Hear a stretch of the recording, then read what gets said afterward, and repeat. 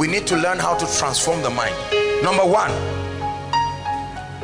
a recognition.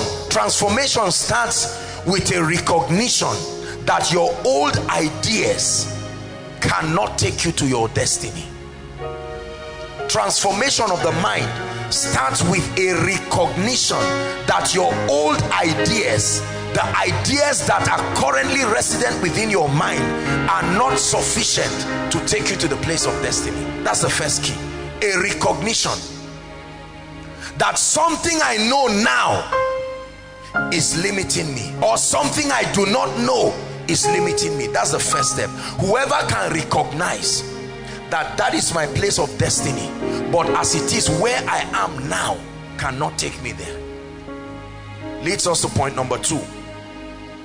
The second key to the renewal of the mind is access to new ideas, access to revelation, access to useful information. You can't think the way you are thinking now and rise as a pastor, as a businessman, as a career person, as a student, as a family man, as a wife, as a mother, as a child. No. Your thought process thus far is what brought you where you are. So you have to think. I look at my life today and I look at it maybe 5, 6, 7, 8 years. I look at the things I knew and I'm surprised that I could even rise with that level of knowledge. Because compared to what I know now, I was in total ignorance. I probably would have argued then, but truly speaking, I would say I was in total ignorance. Understanding the systems of God now, I'm in shock. That's why I glorify God, because I see his mercy all the way.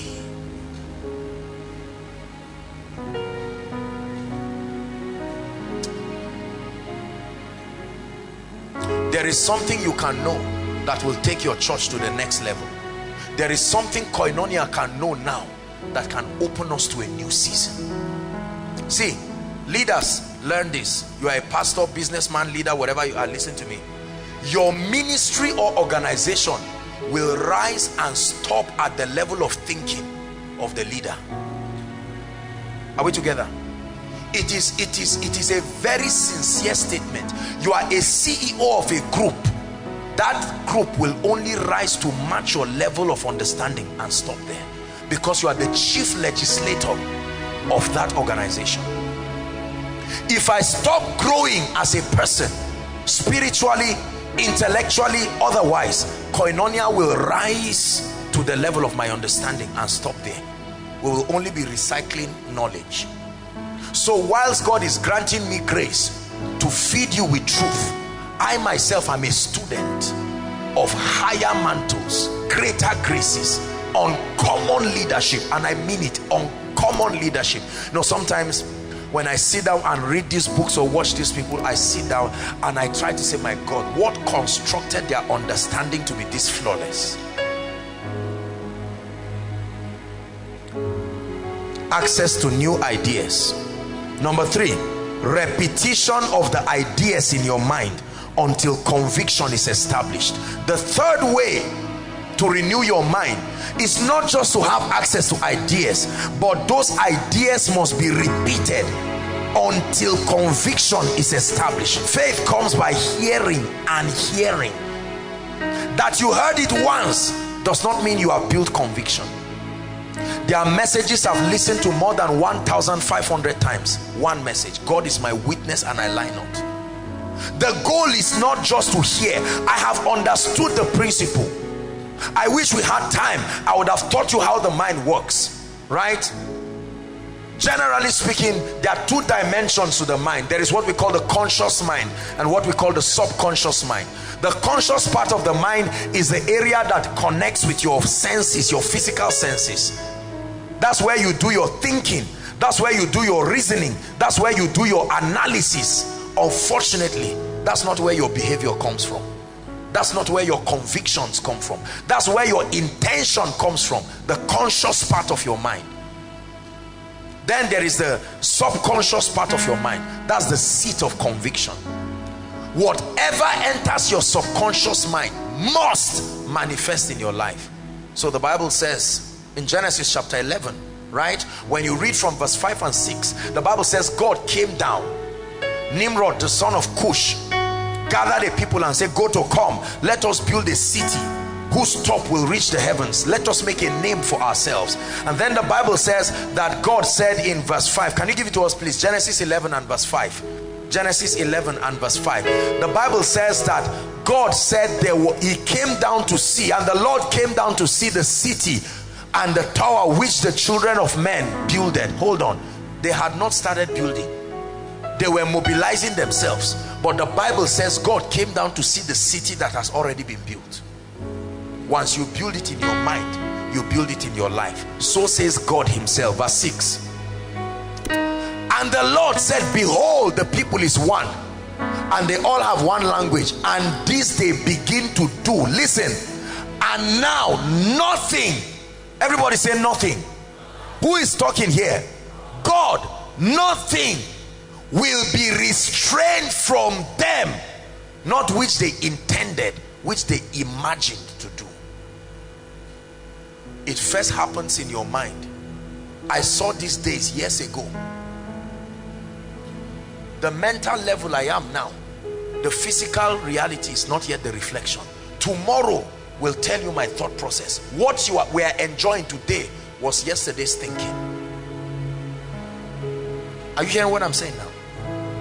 Your family is a reflection of the thinking of your father and mother. It's a reflection of the ideas. Your life now is a reflection of your ideas. Listen, the subconscious mind, there's something very powerful about it. The subconscious mind does not know the difference between reality and imagination.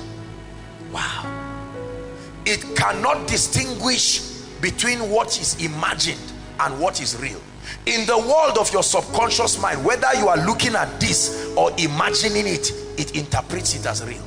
That's why the Bible says, now unto him who is able to do exceedingly abundantly far above all we ask, or, because your imagination is a request.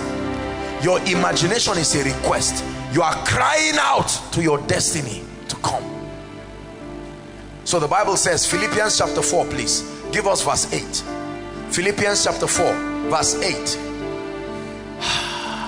Thank you, Jesus.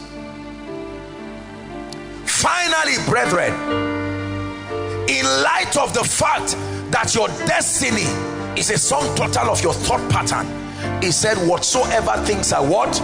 True.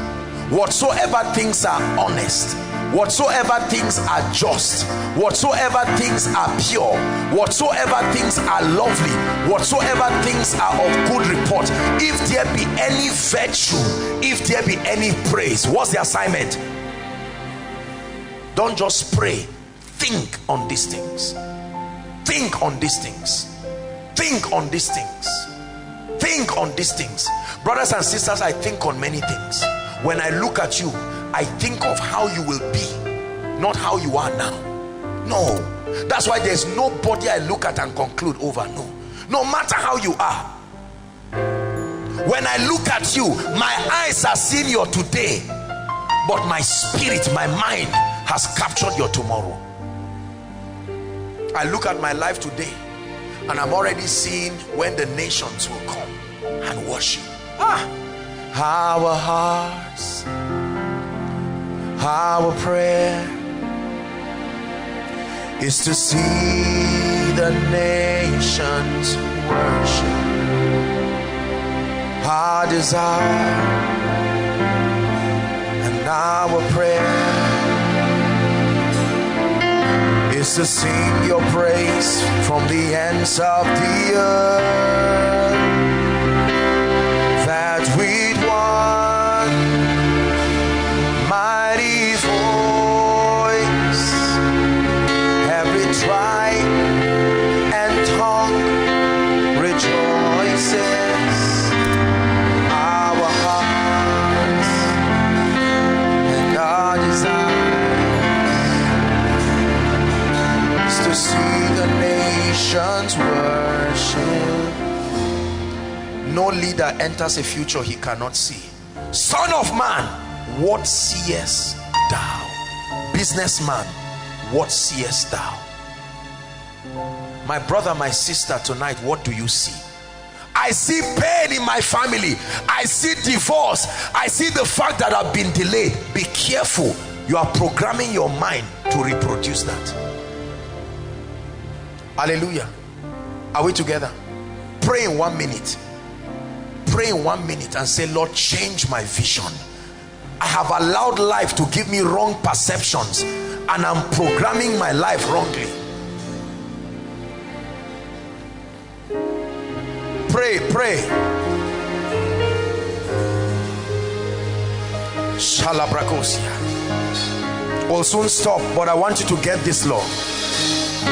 It's important what you see, your perception. He looked at a weak man, Gideon, and he said, I see a mighty man of value. Brothers and sisters, since I was nothing and I didn't have anything, I saw a great destiny. That's what I see. I know what I see. In the glory and the power, I see miracles. That's my life. I'm a sign and wonder.